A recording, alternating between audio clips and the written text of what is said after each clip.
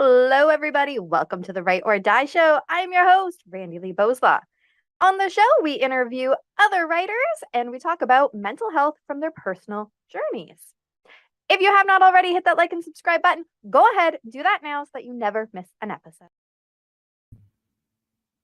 Hi, everyone. How are we today? On this Wednesday. Yep, it's Wednesday for you. It's Sunday for me. Surprise! We're recorded today. I know it's probably not that much of a shocker. So I think I actually ended up having to work today, which is why we are recording today. But feel free, of course, to still throw your comments or questions down below because I will, of course, look at them, answer them, whatever needs to be done.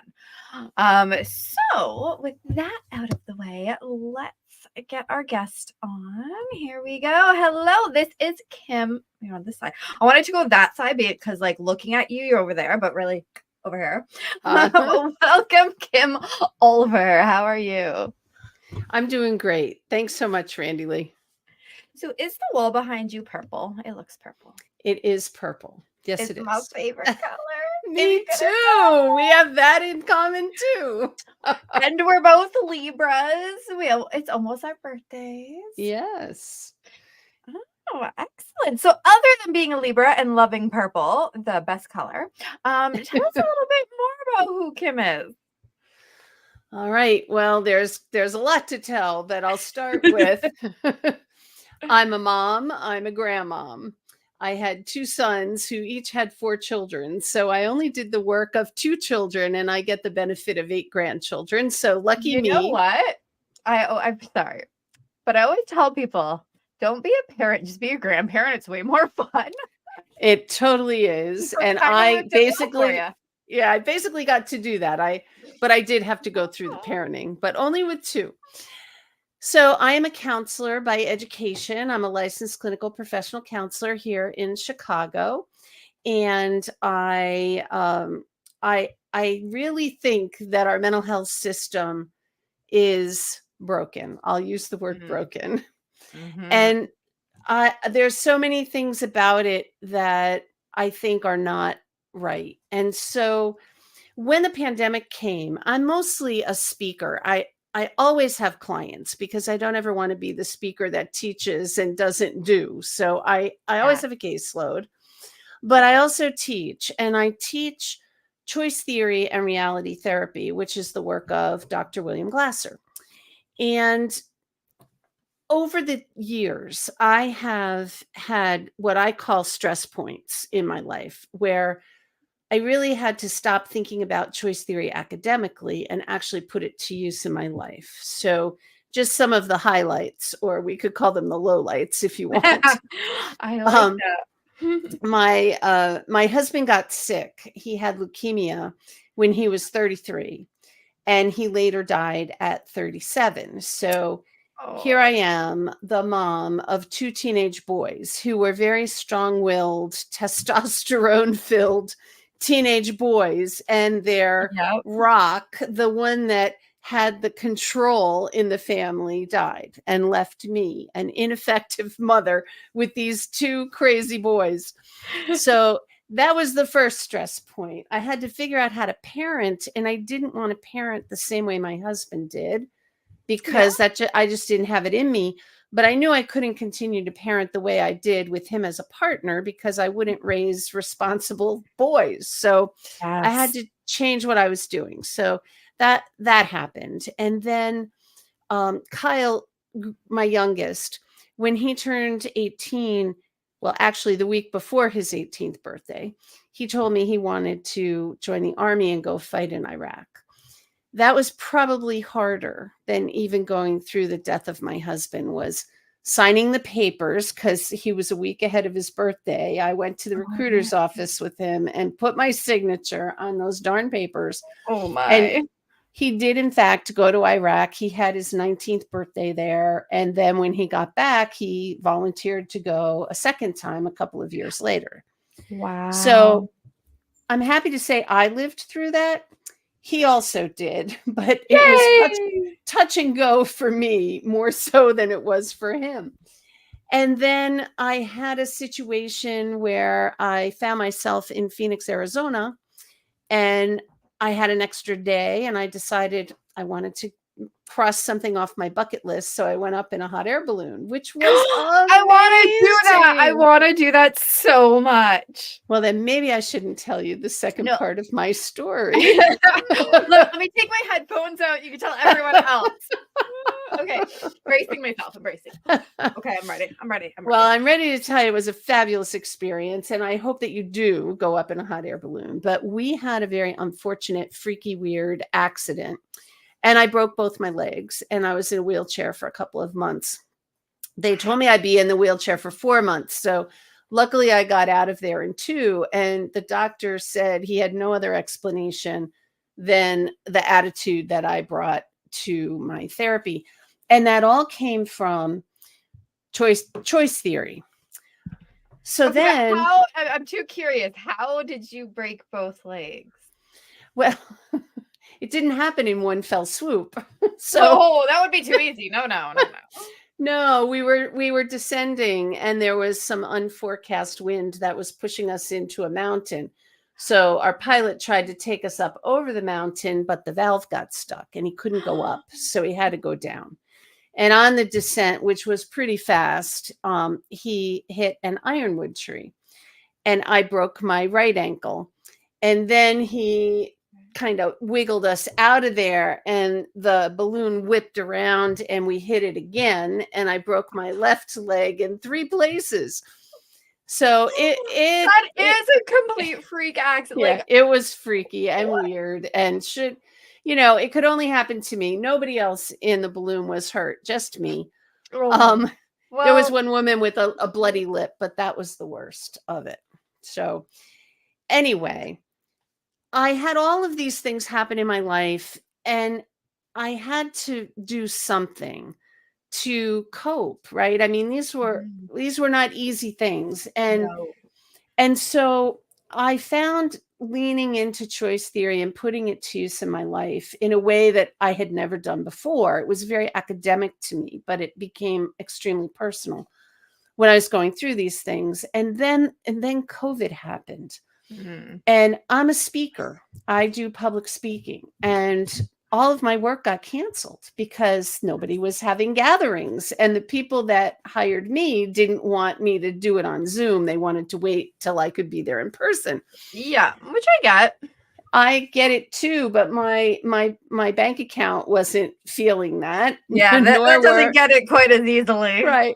Nor were my creditors. So it was a little challenging, but I started to think about how I was managing COVID and I was really okay as an extrovert. I mean, I would say a lot of introverts were really okay with it, but I was not an introvert and it was about killing me until I started to once again use choice theory. And that got me thinking, how can I help other people have what I have? Because it's such a peace and an ability to go through hard things and its resilience and it all comes from choice theory. So during that time when I had nothing else to do, I thought about all the things that had happened in my life and the way that the lessons that I brought to that situation that helped me get through.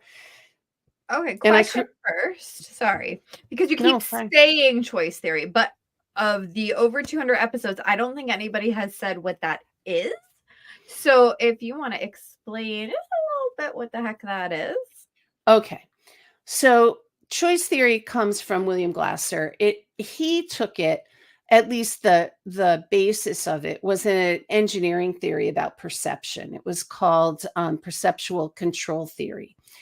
And he took that and added 5 basic human needs. He says that all people have 5 basic human needs. We have it as to differing degrees, right? And so what my need strengths are would be different from yours and from the rest of our listeners. Mm-hmm. And when you think about what motivates or drives your behavior, it comes from one or a combination of these needs. So choice theory tells us that all behavior is internally motivated. Nobody can make me do something I don't want to do if I'm willing to pay the price of not doing it. And so all behavior comes from the inside out. Even if someone were threatening my life, if you don't do this, I'll kill you. I'm going to do what they want me to do because I want to live. But if I didn't care about living, they couldn't make me do the thing that they wanted me to do. I would just say, kill me. So if you think about that, when we go through life and we think, oh, so-and-so made me mad, or so-and-so ruined my life, none of those things are actually true. We tell ourselves that, but they're not accurate. Our behavior is internally motivated. It's true that external things, factors, people can limit our choices. And sometimes we don't have great choices, but there's always choices. And all those choices come from internal. I am so glad that you said there's always choices. So something that my kid taught me when she was very little, I'm going to say 3, 4 years old, was that there's always choices. And it seems like a silly thing to say I was taught by my kid, but it's because a lot of times people will say that, well, I had no choice, but you did, right? So my kid taught me this by say it was bedtime. And I would say, okay, it's bedtime. Well, what's my other choice? What do you mean? What's your other choice? You don't have another choice. Yeah, there's always choices. What's my other choice? Okay. You could be grounded and not have toys to play with. Okay, I'll go to bed. Like, I guess there is always choices. Just one of those choices doesn't have to be good.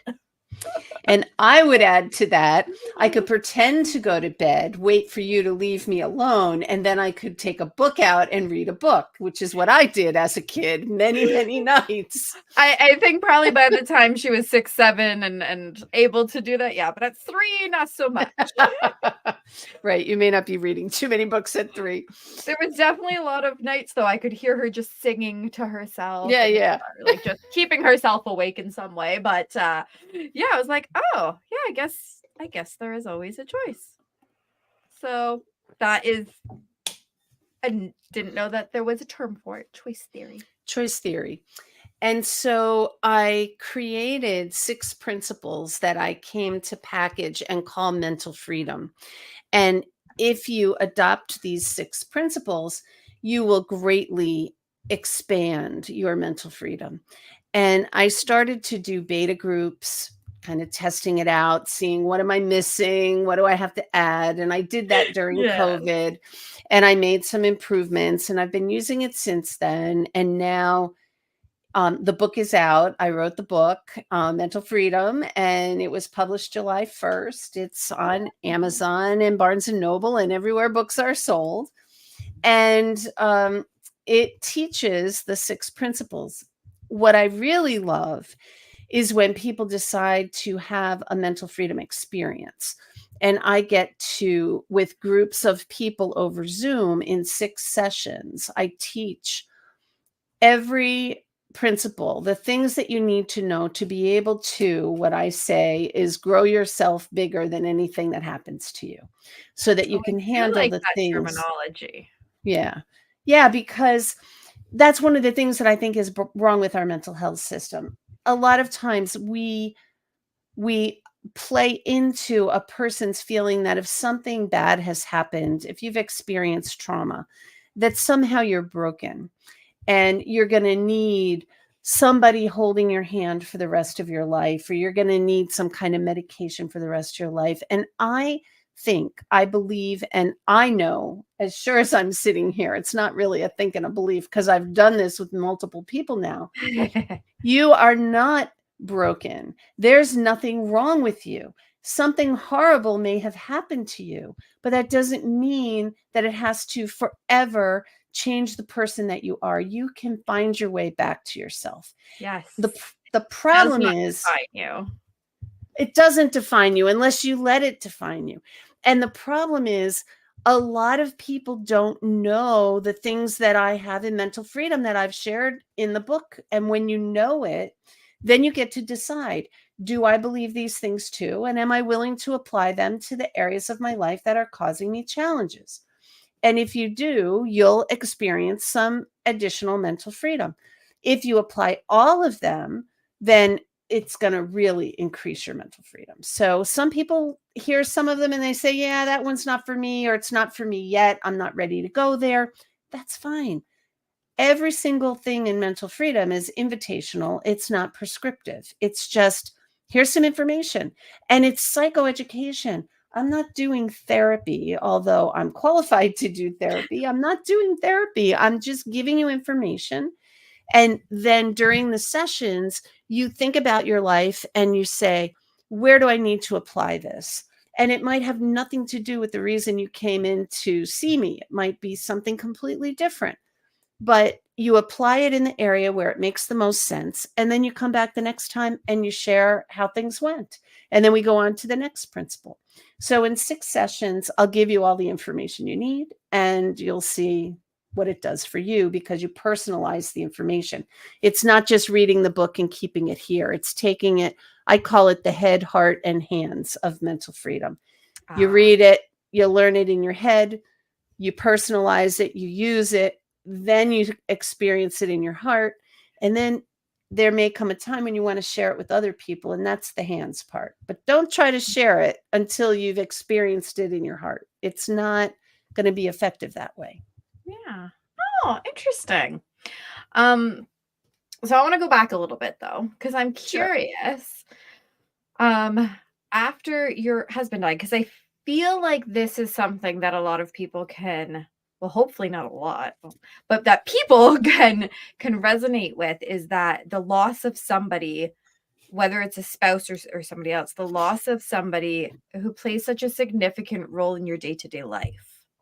Because it must have changed everything. Like you've already said, it changed how you had to parent, but like, it must have such significant changes in so many areas. That how did you get through that? I know you were saying that you used the choice theory, but how did you come to be able to do that? Because loss is very difficult. Yeah. It was difficult. First, I want to say it happened a long time ago. So it was 1999. So this year was actually 25 years. So it's not something that I can talk about without being emotional now, but I don't want people to think that it wasn't difficult. It was, but it feels like a whole nother lifetime ago. It kind of was. Yeah. It kind of was.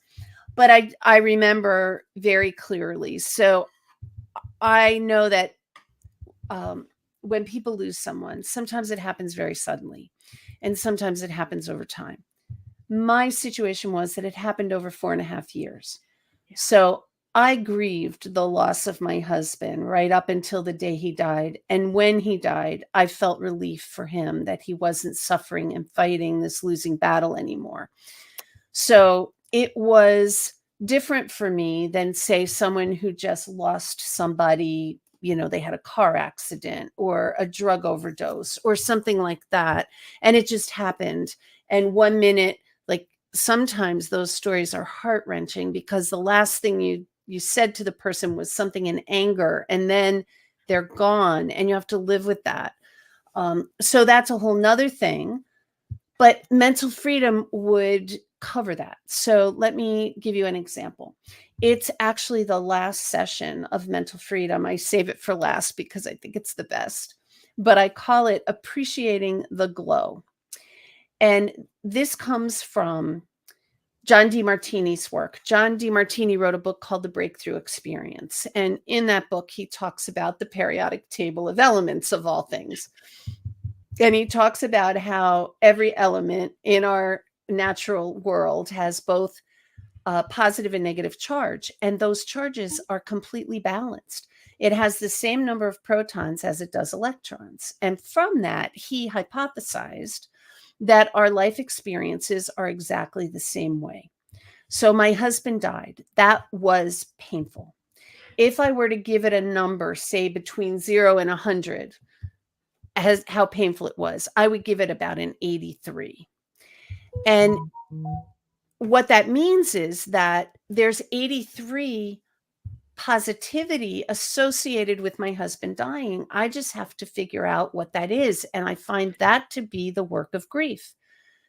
So while he was still alive, I actually pondered the question, what could be good about this? Because I was reading John DeMartini's work, and yes. I didn't want to think about it. It was like, oh, that's a terrible thing to think about. But I thought, I have Right? 2 little kids that I have to help through this situation. So let me Yeah. entertain that thought. So in that moment, I found 2 things. Now, no way were these 2 things in 83. but I was way out of balance, and it helped balance just a little bit, right? So the 2 things I found was, we're going to have a chance to say goodbye, and not everybody gets that. Yes. So that's positive.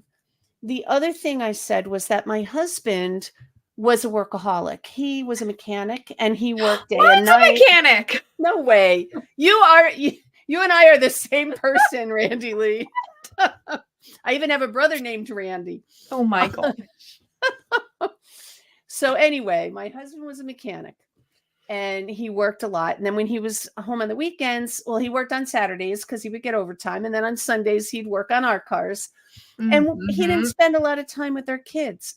But his particular type of leukemia was linked to the chemical benzene, which is found in car engines. You might want to tell your husband about this. And so my husband stopped working. So he wasn't so sick that he couldn't be a part of my kids' life. So he started to do things like coach their little league team. He coached their soccer team. My husband never played baseball or soccer in his life, but he was coaching them and spending great time with them. He was their wrestling coach, but he was a great wrestler. He took 3rd place in states his senior year. So he knew a lot about wrestling. And he took us on a vacation to Disney World. These are things that would never have happened if my husband were healthy and lived to be 100 years old. So those were the 2 things I thought of in the moment. But let me give you a little bit of what's happened that's helped me balance the scales completely. So I mentioned the chemical benzene. Any of the mechanics that work in the town and surrounding towns where my husband was, they knew about him, and they all work on cars with latex gloves. So maybe he influenced saving their lives in his way. Oh, that is a nice way to think of it. He didn't have a match for his bone marrow transplant from his family, which was rather strange because he had 6 brothers and sisters. Holy moly. There wasn't a match. So we had a big bone marrow drive to try to get people to register to be bone marrow donors. And we had to raise a lot of money because at that time, it's not like giving blood. You don't just sign up. You had to pay $100 because the test was so expensive. Really? Oh. And we raised enough money to get 350 people on the bone marrow registry. None of them matched my husband, but I know that some of them went on to donate bone marrow for other people. So that's another part of the glow. The next thing I'll just share, and then I'll tell you something about myself. But the next thing that happened was at his funeral, his best friend came to me. His best friend was his wrestling partner. Oh. And he said to me, Kim, I want you to know I'm gay. I couldn't come out of the closet when Dave was alive because I think it would have freaked him out. So my husband died and this man could live. Okay. Sad but sweet. It was a very, very poignant moment. And then for myself, when my husband died, I was a caseworker, and then I worked my way up. I was the director of training and development at a foster care agency. And I would still be there. That would be what I'd be doing. But when my husband died, I moved to Chicago. I started my own business. I became the executive director of the William Glasser International Organization. So, yeah, there were that never would have happened. I wouldn't be an author. I wouldn't have written any books. I wouldn't have been able to travel the world teaching and talking about these ideas. So I found the 83, right? And what that does is it doesn't take the pain away. The pain is still there, but it neutralizes it. So you're not held hostage by the pain anymore. And that same thing can come from any kind of emotional pain that you've experienced. There is GLOW, and GLOW is an acronym, and it stands I just for, thought it was cool. yeah. No, it actually means something. It stands for gifts, lessons, opportunities, and wisdom. And it's just a way of looking for the things that might be benefits. One of the opportunities that everybody has when they've been through something painful is they get to get through it and look behind them and take the hand of someone else who's going through something similar and help them through it. It's not an obligation. They don't have to do that. That may not be their calling, but there is that opportunity if they want to take advantage of it. So just kind of what we do here on the show. Yes, exactly. So you found some GLOW for yourself, which is awesome. I have. And I also just glow myself. Yes, you do. Very glowing, Randi-lee. Okay. And on the flip side of that, I mean, how was it for the kids? How old were they? They were 13 and 15.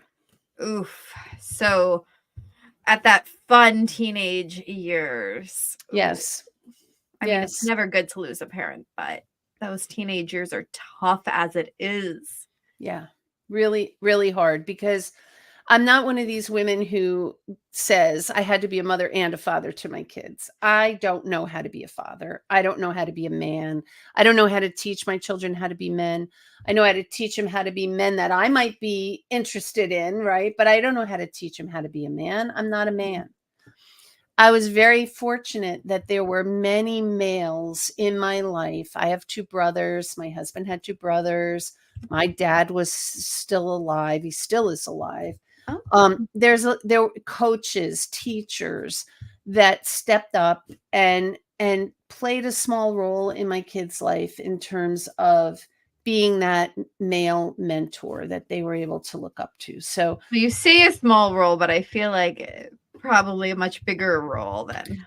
Well, I think collectively they played a huge role, but it's just like there was one guy who took my kids fishing one day. That's all he did, but it was important.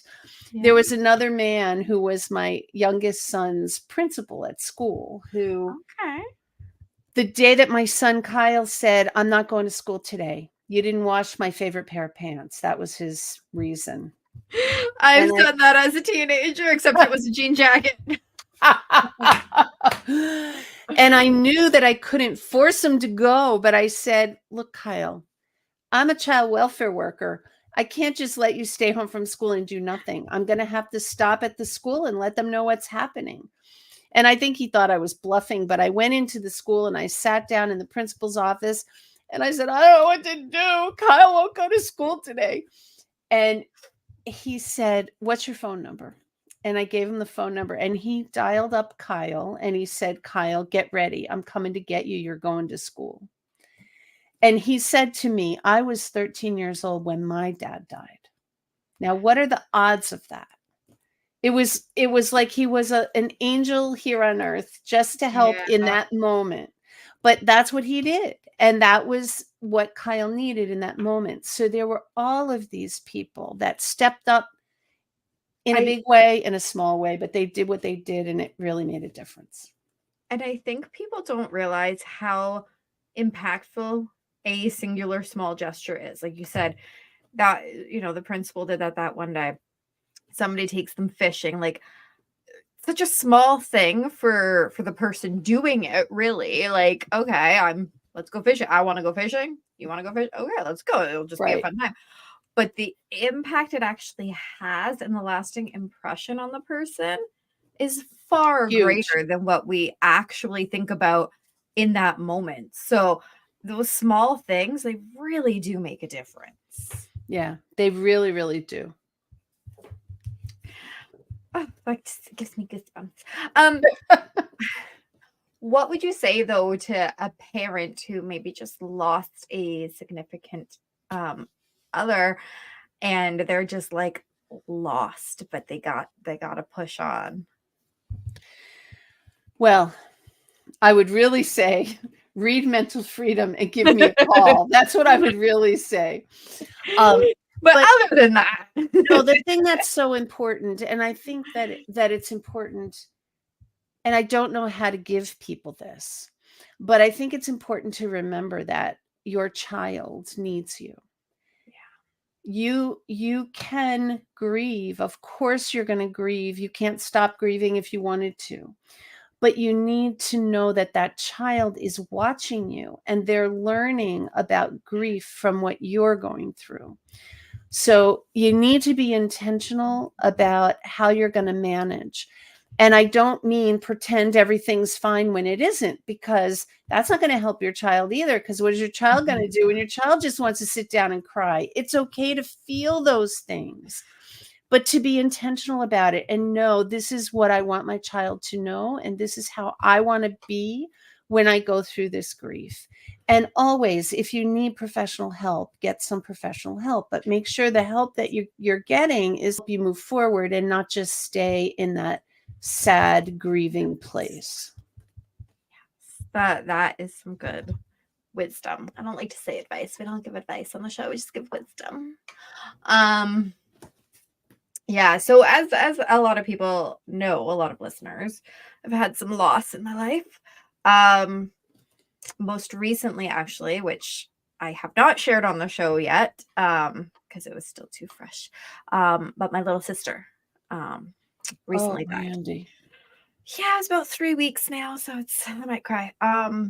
But my brother was 3 years ago now, I think, or 3 years ago. And you said it doesn't get easier. It doesn't make the grief go away, but choosing to see some kind of goodness or choosing to just not let it weigh you down every single day is an important choice to make. And it definitely isn't easy, especially I would say a significant other would be far harder because you see them every single day. They are your other half, your partner, say, right?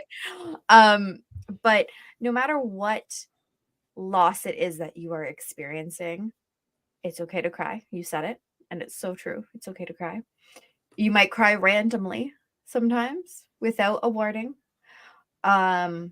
And it's okay to feel whatever it is that you want to feel. You want to be angry? Be angry. I was so pissed at my brother. And I've shared this story before, but I think it's just an important piece of the grieving process. I yelled at him. Yep, he was already dead, but I yelled at him at his burial in front of everyone. I tried to do it quietly, but then people found out I was yelling at him. So then I yelled at everybody else. Then I started saying, you're mad at him too. We're not supposed to be burying him. And it was very relieving. Yeah.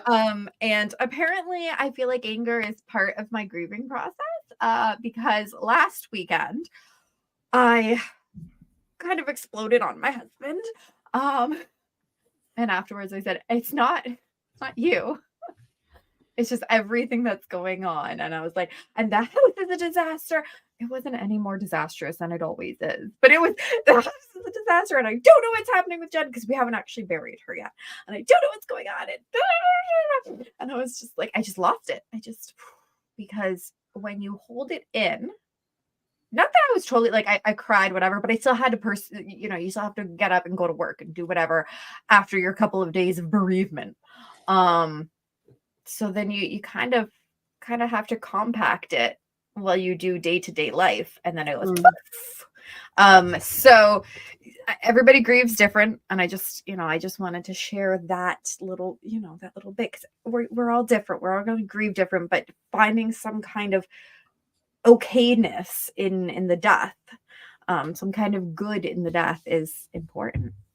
Yeah, we call it meaning making. You have to make some meaning of the senseless tragedies that happen in life. And it's not easy to be the older sibling and lose a younger one, because that's not the natural order of things. I went both ways. My brother, I was the younger one, and then my sister.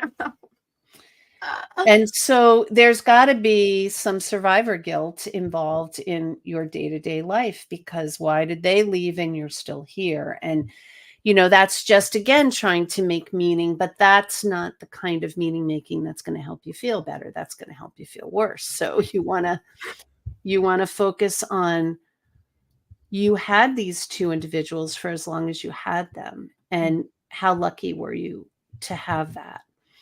Not everybody has siblings. Not everybody has good relationships with their siblings. So, those are some things that you can hold on to. But anyways, enough about that, because I'll cry again. Which is perfectly okay. As we've said, it is, but I don't want to be all snotty with the microphone. Okay. Life is hard, but we're gonna keep going, aren't we, everyone? Yes, we are. So now that you are, I don't like the word over, but now that you are 25 years past that event, and the kids are now grown and have their own kids, how are things going? Well, I can honestly say that life is fantastic. I mean, I just feel so good about my family. My kids are doing well. Their kids are doing well. What's your age range? Because you got 8 of them. What's the age range of those grandbabies? The oldest one will be 17 in November, and the youngest one just turned 6. There was about a decade where they just kept having babies. And I loved it, but I'm like, when are you guys going to stop? This is expensive for a grandma. Right? At least in that case, though, a lot of hand-me-downs can happen. Yeah. Lots of hand-me-downs. That's right. There are lots of hand-me-downs. And one of the things that I do that I think is one of my best things in the world to do is, because I live in Chicago and they still live in Pennsylvania, I'm very fortunate that I have some drug and alcohol treatment centers that I do work for in Pennsylvania. So I get back there about 7 times a year, and somebody else pays for me to go back. So that's really nice. That. Yeah, I get to spend time with the kids. But instead of getting them a birthday present that will be forgotten about in a couple of weeks for their birthday, I give them a day to spend with me doing whatever they want. They orchestrate the whole day from start to finish. And it is absolutely the best thing in my life I get to do. And then I love my life. I love my work. People my age are starting to talk about retiring. Some have already retired. And it's like, I don't ever want to retire. I love what I do. I feel like I bring hope to other people who are in dark places. And I don't ever want to stop doing that. It brings such meaning to my own life. Yeah. So I say life is great. Oh, that is good to hear. It is really nice to know that through the darkness, we can find some goodness. I mean, we've got tons of stories on the show about that, but just this one's hitting a little close to home, just, based on recent events in my life. Yeah. Well, it's all about the glow, Randi-lee, and it takes time to find it. You never get it all at once. It's a process. Oh, 100%, 100%. So just pulling it all together again. So I've already kind of asked this question, but I always like to ask this form of this question before we move on to talk about what you've written. So, because I've already asked it, I'm trying to reword it in a different way to get a different answer. What piece of wisdom would you give to the child who has lost a parent? Yeah. I have yet to lose a parent. I still have 2 parents living, which is a real blessing. But when you've lost a parent, depending on the age, maybe not. I think the younger the child is, the harder it is. And sometimes it's so different individually, right? I was dating a man who lost his mother, and she was well into her 80s, and he was grieving. And I thought to myself, gosh, you've had her for your whole entire life. He was, I think, 60 or something when his mother died. And I'm like, you've had your mother 60 years. I don't know a lot of people that have had their mothers for that long. But then I thought, well, he's had her for 60 years. So not having her is an even bigger deal. Yeah. So I think that when you've lost a parent, gosh, I think the same thing holds. It's important to try to find glow when you're ready. I don't ever rush anybody into that because it is a very personal process.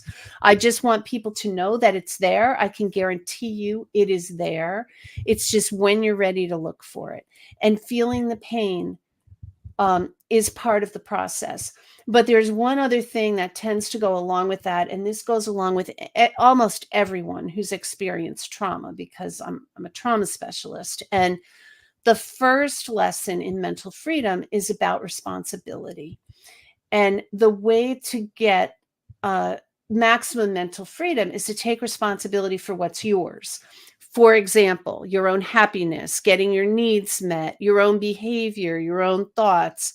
You take responsibility for the solution to your problems instead of saying to your partner or your parent or your kid, I'll be happy when you do this. That's ridiculous. Be happy now because you're in charge of that. They're not in charge of your happiness. So the other part that interferes with mental freedom is when we take responsibility for things that aren't ours. Yes. Like when we've had a trauma at the hands of another person, we tend to take responsibility for that. It was my fault somehow. I should have been in a But I went to therapy to realize. Right. It's crazy, and it restricts mental freedom. You got to put that responsibility where it belongs, on the person who committed the act, not on yourself. And the same thing happens when we lose someone. We feel responsible, especially younger children. They feel like they're the center of the universe. So anytime anything happens, it's their fault. So I think the most important thing for a child to understand if they've lost their parent is it wasn't your fault, and it sucks. And it isn't anything that is ever going to be okay again. You lost your parent way too soon. But there will be other people in your life who can love you in a similar way. It'll never be the same, but you may have people already in your life who love you and want to make sure that you're okay and will protect you. So find those people. And it may not be in your house. I mean, it may be somebody at school. It may be somebody in the community or neighbor, but I think that there will be someone who will pick up where that parent left off, if you're willing to be open to seeing who that might be. That is excellent wisdom. So tell us a little bit about your book. Well, I have been telling you a little bit about the book. I know. Interwoven. It. I know. But Yeah. now's your time to shine. Well, it was truly a labor of love. I'll say that. It is all. It's my life. I share my stories. The way that I teach is through stories, relatable stories, hopefully, that people can say, oh, I know what that feels like.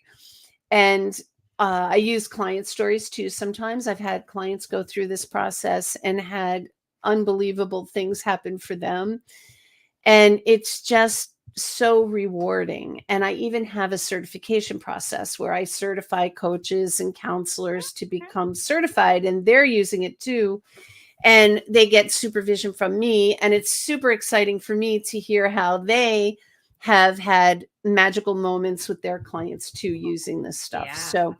So the book is not for counselors and coaches. It's for an everyday person to read who wants to know the information that can help them become bigger than anything that'll ever happen to them. So the first thing is about responsibility and taking responsibility and, letting go of the things that aren't your responsibility. You have enough to be responsible for without taking on the responsibility of other people. And I mentioned trauma, but there's also adult parents take responsibility for their adult children, which can really mess up the children because they're sending a message that you're not capable of handling this yourself. And parents have to be willing to step back and let their kids make mistakes. That's how we learn. I was learn talking to from my husband about mistakes. that this morning. If we don't let our kids make mistakes, we're robbing them of learning. We don't learn because other people made mistakes. And I like to ask the question, how many of our listeners had a parent who said, don't touch that stove, it's hot? And how many had to touch it just to find out if Just they were to make telling the sure. truth? What is it Yeah. actually hot? Yeah. And how hot is it? Let me see. Yeah. We have to touch the stove. I mean, there may be a few people out there, because I know there are some who didn't touch the stove, and you're the person that will learn from other people's mistakes. It's rare, but there are people like that. Most of us have to touch the stove. I didn't touch the stove. Are you telling the truth? I am telling the truth. Did a lot of other stupid stuff, but I didn't touch the stove. You didn't touch the stove. Good for you. The second thing I talk about is this challenge that I challenge my readers to take. It's called the Unconditional Trust Challenge. And the Unconditional Trust Challenge is just about how we trust people for the wrong thing.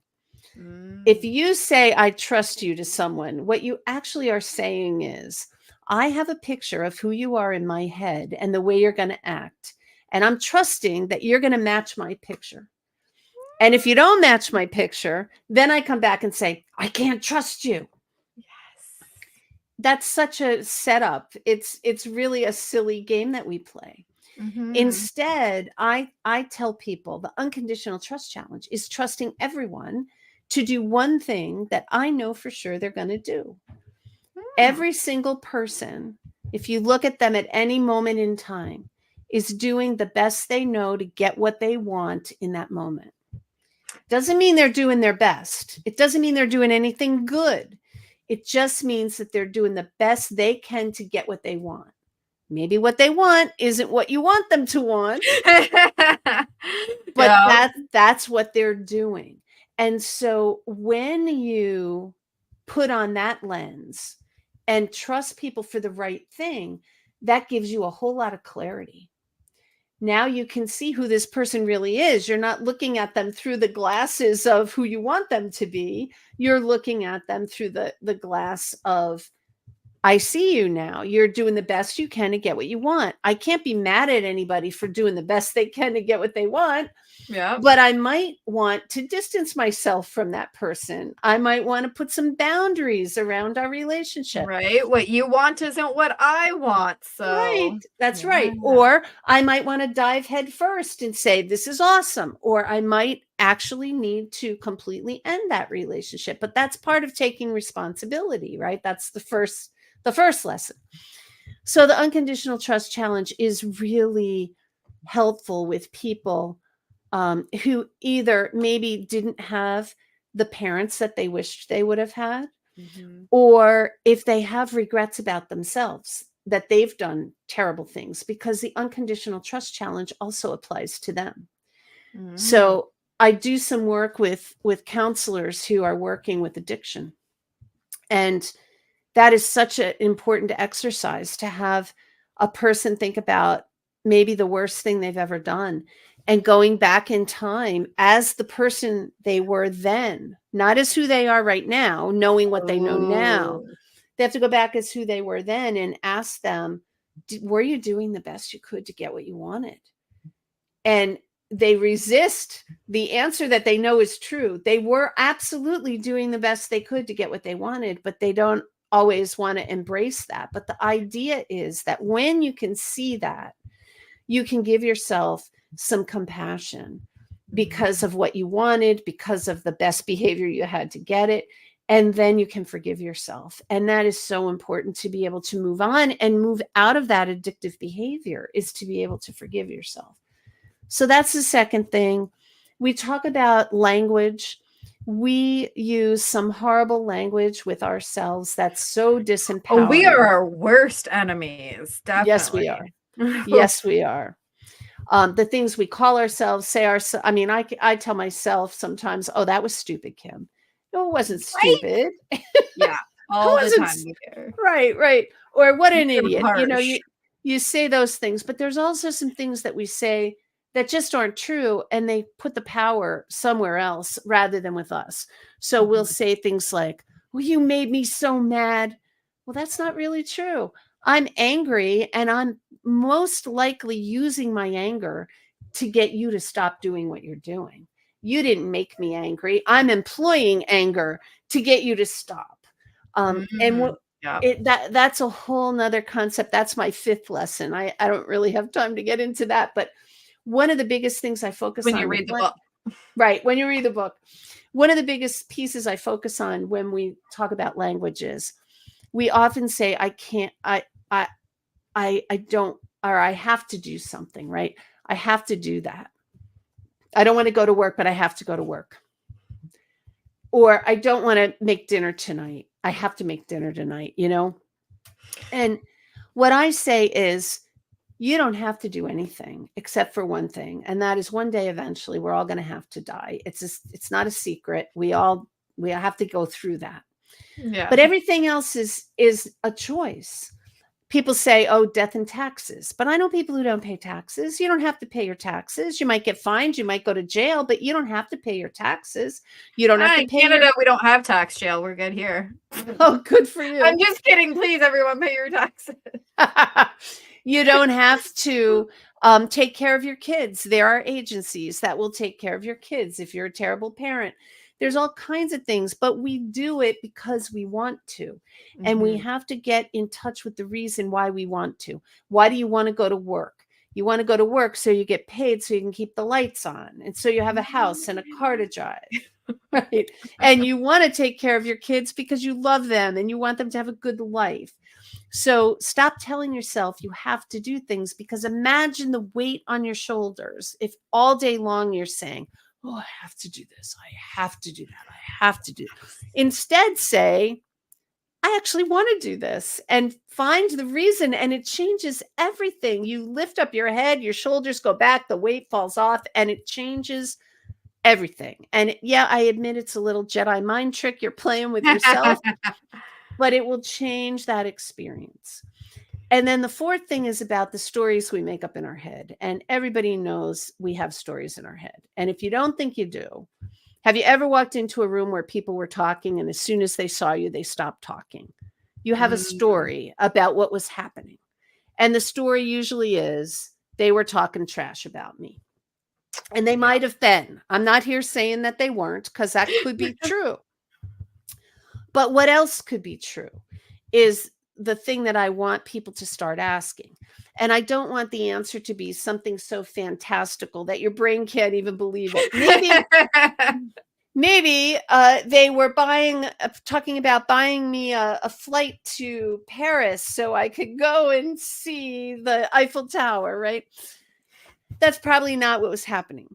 But if you tell yourself, of course, the first thing that's going to come to your mind is they were talking about you. We have our brains hardwired for negativity. So I don't know how to stop that first negative thought. But once you have it.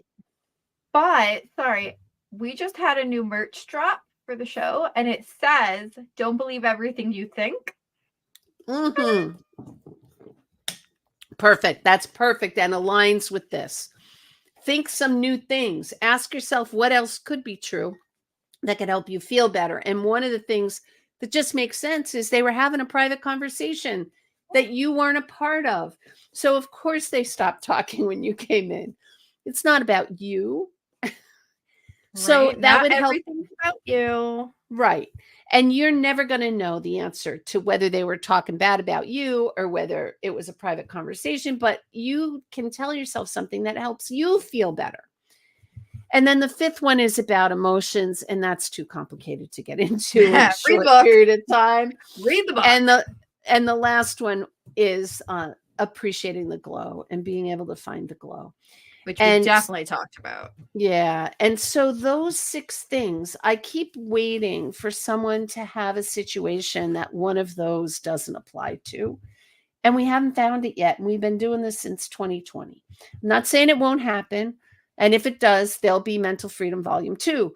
But right now, we have our 6 principles and they're working great. And it's really about whether you are ready to stop reaping the benefits of being a victim, because there are benefits in victimhood.